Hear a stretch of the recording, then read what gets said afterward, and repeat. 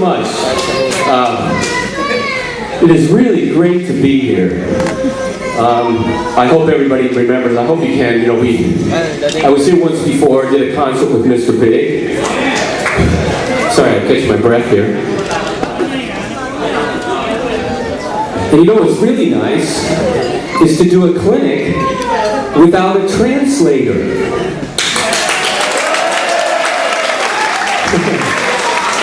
That's really fun because I can have a little more open and free, you know, talk and discussion about what I'm doing. So, just so everybody knows, the way I do a clinic is, it's pretty, you know, you can go any direction. You guys can ask me about anything. I love to talk to everybody. Ask me about technical things. You can ask me about Mr. Big. Whatever. You can ask me what I had for breakfast. You can ask me whatever. And I will try to answer if I can. So, before I start though, I want to talk a little bit about this opening solo that I did. I call this a walking groove for the obvious reason, and it's very much inspired by Steve Gadd. I mean, you know, come on. I didn't come up with this myself. Steve Gadd did. But what I did is I just sort of put my own personality into it, and I'm sort of really influenced by John Bonham. You know, I'm really heavy. Absolutely. May he rest in peace, you know. He's influenced so many drummers. I think out of the contemporary, you know, the last, say, 20 or 30 years, I think John Bonham has influenced more drummers than anybody. I mean, he really has, you know. And mostly, when I first started, I started with a single kick, single pedal. So I always wanted to have a really fast foot. I wanted to be able to play, you know, make it sound like a double pedal. That's what I wanted to do. I wanted to sound like two. So it wasn't until Mr. Big is when I got into playing double bass drum. That's when I first started doing it. It was in the beginning of Mr. Big, which is around 1989. So, but still, everything I do is heavily, it revolves around my right foot. So remember that. So, the opening solo.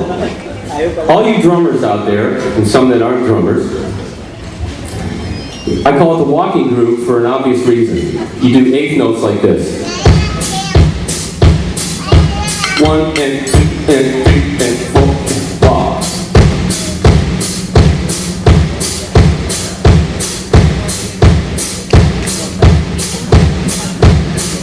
Everybody knows how to walk, right? So, I use for tempo, I use I'm the one who deep inside, I hope you feel it too. Come on, everybody! Waiting on that line, waiting on that line, just to be the next to be with you. Yeah! Alright, so, here's the other part. With your hands, you do 16th notes. And you accent 2 and 4. So 1 and a 2 and a 3 and a 4.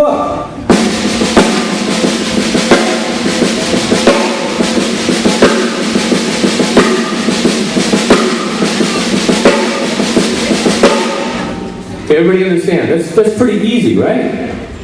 Yes? I want to see heads shaking. Yes? Yes? Right, okay, good. So you put them together. No, we don't have to see it yet.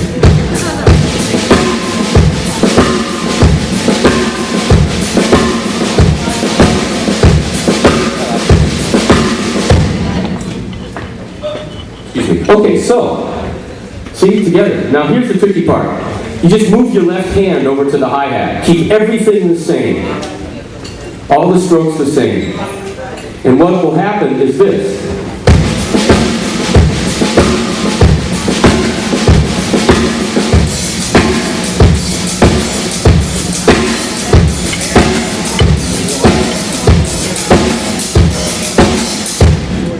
So it sounds like you're playing 16th notes on the hi-hat. because it's kind of doing a thing, it's like a ghost note on the hi-hat. So together, the next step is to free up your kick drum. Don't just play, quarter notes. To free it up, but keep everything the same. So,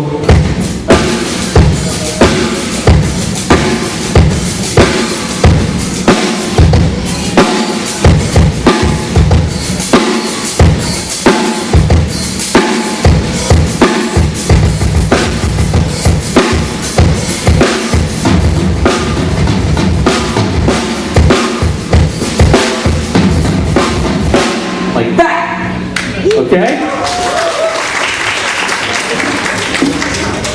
So, there's a reason for